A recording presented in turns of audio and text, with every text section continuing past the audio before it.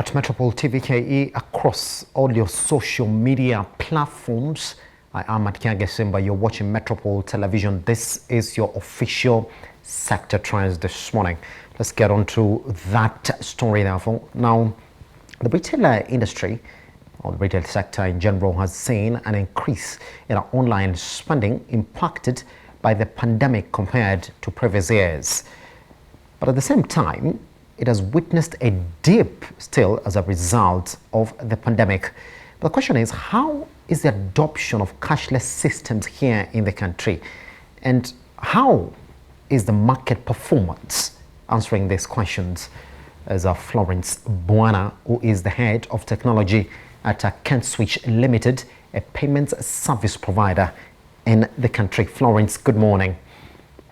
Good morning to you too. Thank you very much. Happy to have you around, Florence. Now, let's get on to that first picture. Florence, can you paint for us a picture of where we were pre-COVID in terms of our cashless systems in the country and where we are right now as a result of the coronavirus pandemic as well? Where we were previously, we were in a society where we traded goods and services for cash.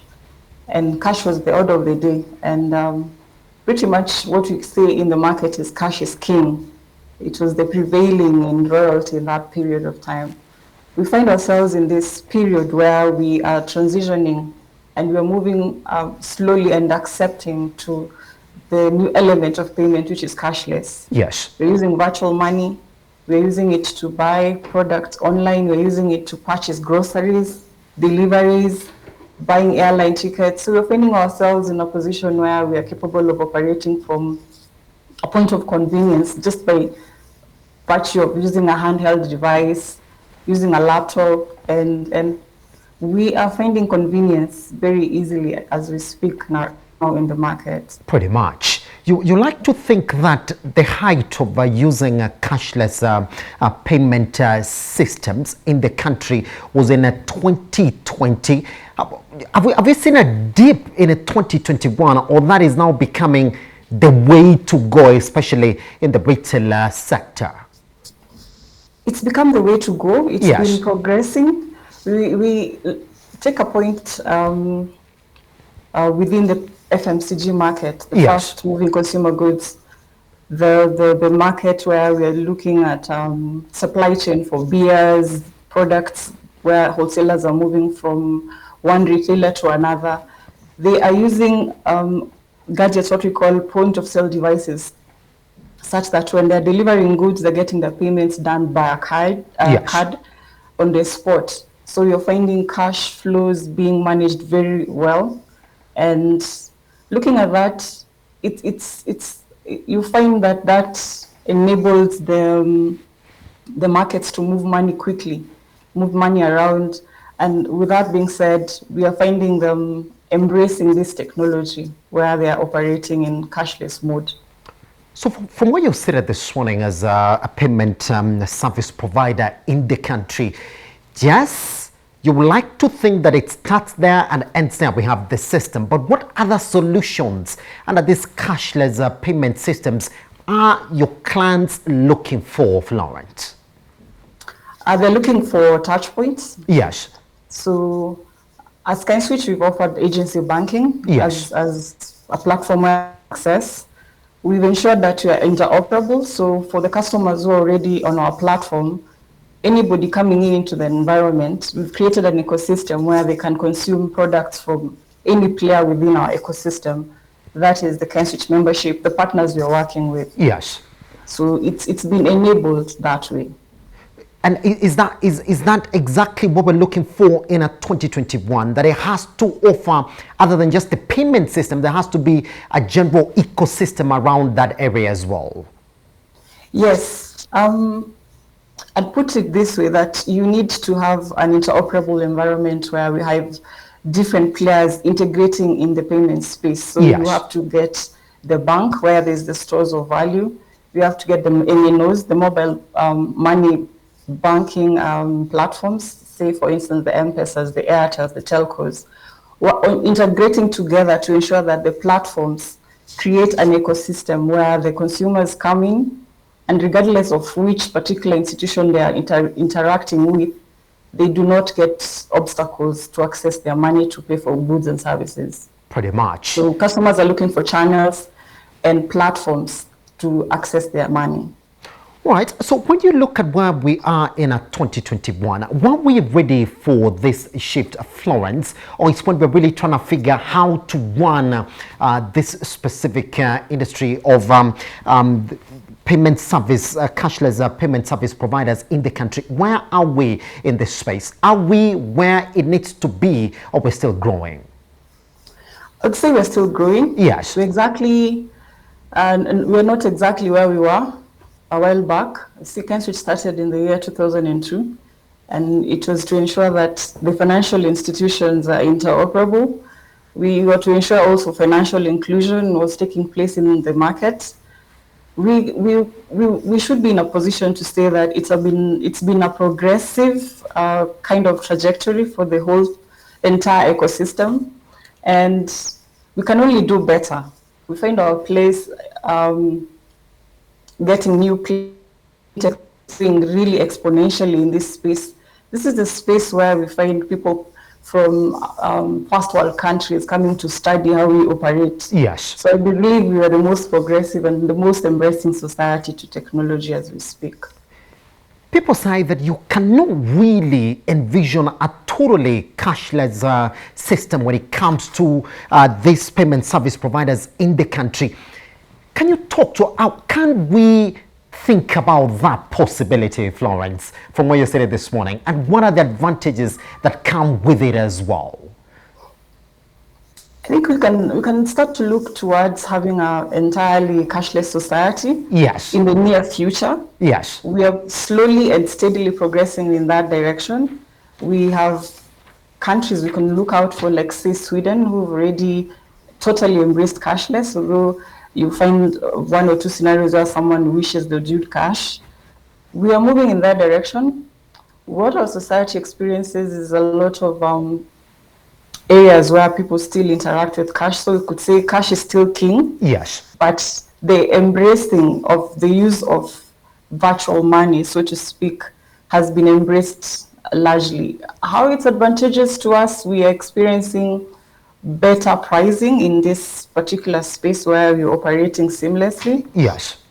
We're experiencing better innovation because now when you're operating from a virtual environment where systems can be audited, tracked, you get lots of data being collected.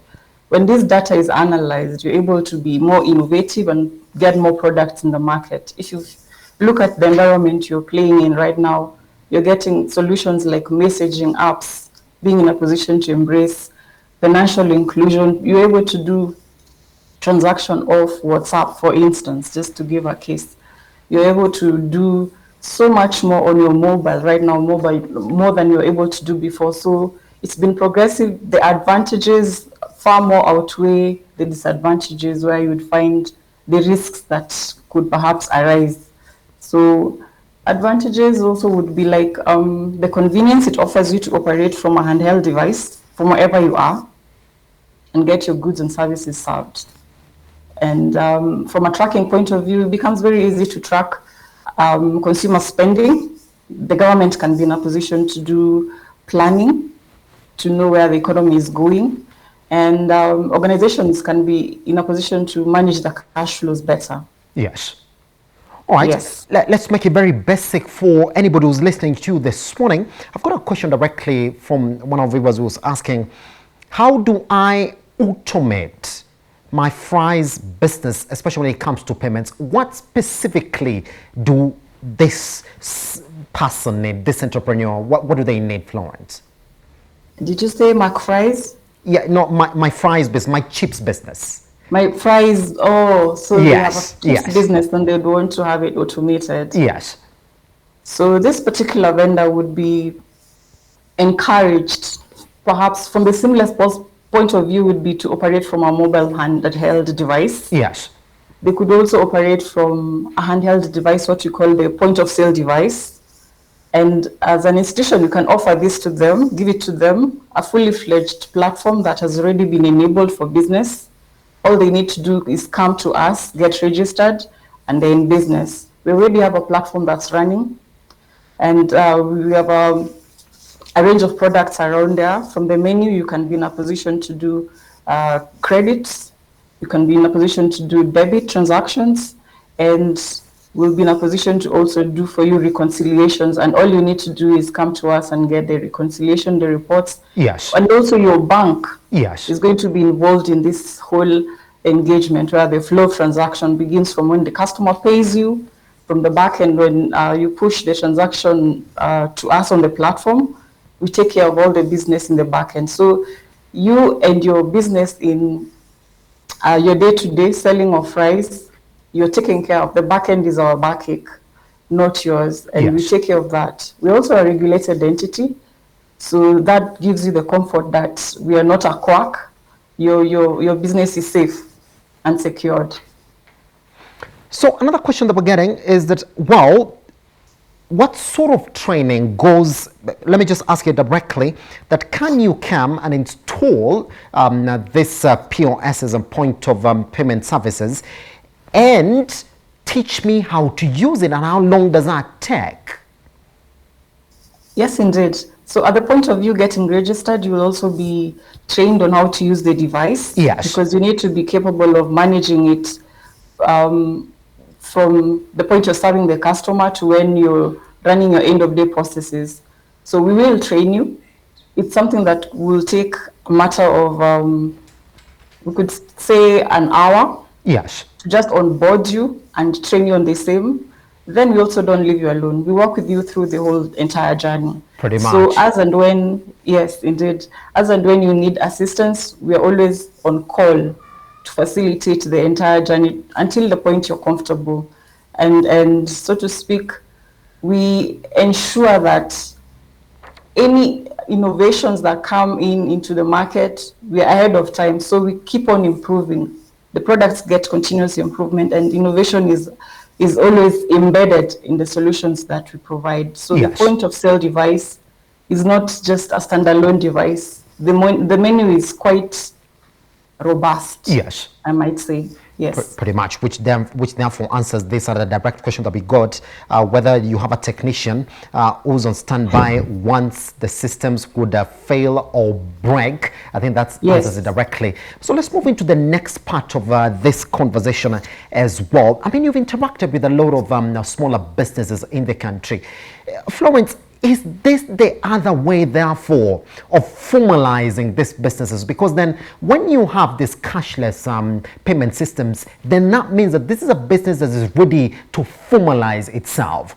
So answer this question for me, therefore, Florence. What are some of the hindrances that you actually run into when you've interacted with some of these businesses who are seeking your services? If I've gotten your question right, you're asking whether there's hindrances towards ensuring that our products reach the customers Yes. who are the SMEs in this scenario. Yes. The hindrances would be pretty much technological for a start, where you find the technology that is required at the time, the SME is not having it at the time. Yes. So you want them to scale to that level first so that they can consume the services that you're offering. Yes. That would be one of the hindrances. The other hindrance will be the skill set of the SME partner. So it becomes an agreement that we have to engage in, where we're saying that, yes, you want to continue, you want to embrace the technology of the day, but you do not have the skill at the time.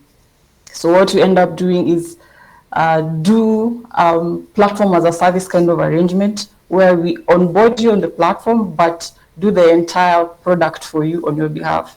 So all you need to do is just experience the product, and there's terms and conditions that also do apply with that arrangement. Yes. Yes, those are the kinds of hindrances we come across. And funding. So some of the products you'd find ourselves working with an SME where we onboard them, then they have an easy payment plan, for instance, to ensure they come in, use the product, and as they're enjoying it, there's a way we've agreed that they get to meet the end of the bargain as well. Yes. Yes. All right. Direct question as well. Kimani is asking, how much are the POS? I think that's the point of sale services, isn't it? Yes. Yes. It could range from anything because currently, right now, they are not being manufactured in the country, which is a thing that we could pursue Yes. in the technology space. So since they are imported into the country, one would cost anything online from $50. So $50, and we like to think that this is a good price for any smaller businesses looking for it, isn't it? Yes, yes. And Fantastic. there's also a way it could be arranged such that it's provided for you by the organization, and all you need to do is have an easy payment plan towards it for maintenance, for instance. Yes. Yes. So out of your clientele, Florence, who would you like to say is quickly adopting these cashless payment systems? When we look at them, could you classify them so that we know who's adopting this fast enough than the other? I think everybody is adopting it at their pace. Yes. You find the SMEs embracing it better. We find the banks equally embracing it. There's plenty to go around when it comes to point of sale devices within the banking space. We find the merchant space also embracing this very well.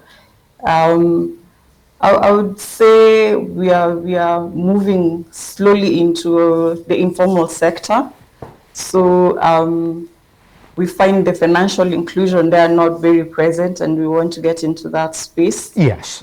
And I think the uptake has been more in that direction, the FMCGs, the SMEs, and the banking sector. And you think the biggest challenge for you to getting into the informal sector is that majority of these businesses are afraid of getting formalized, because then indeed you having a cashless payment system is one way for you to say, well, I'm now formal, I can be identified, I can be traced. You can be seen. Yes. And people majority of them do not want to be seen, and Yes. they have a preference for cash, they have their privacy. But there's advantages to being seen as well, because Yes. you're accounted for, you're taken care of by the government when good things are supposed to come your way. So it has two ways to look at. I would prefer the other way, where we are all embracing the cashless economy. They can coexist also. Yes. Fantastic. Yes. So let's clear this conversation this morning like this, Florence, from where you're seated. And I want you to talk to me from inside out. Give me that outlook as well. What do you envision the cashless payment systems in the economy to be in the near future? How do you envision it? As an industry player, we envision this cashless industry growing exponentially. Yes. We find ourselves in a season where we are not moving a lot around. We are finding ourselves having to avoid contact, but we still need to operate. And we are finding ourselves like in a global society as we speak. So you want to do global payments, you want to do global businesses. We are only limited by our thoughts when it comes to how far cashless can go. Yes. So we are open to seeing situations where we're interacting globally by way of use of open APIs. APIs would mean you're anybody out there, and they're able to see how your business works, provide them a sandbox, help them test and see how they are to work with your environment, and enable them for business. It opens up business opportunities for anybody in the country. And with that, trade is exponentially also explode. We can only find exponential growth across the economy when we do that kind of exposure. Yes. We see affordable solutions coming in because of innovation and interacting with partners globally. Therefore, the future is quite bright. We find convenience, we find ease of use, we are also upscaling the citizens at large.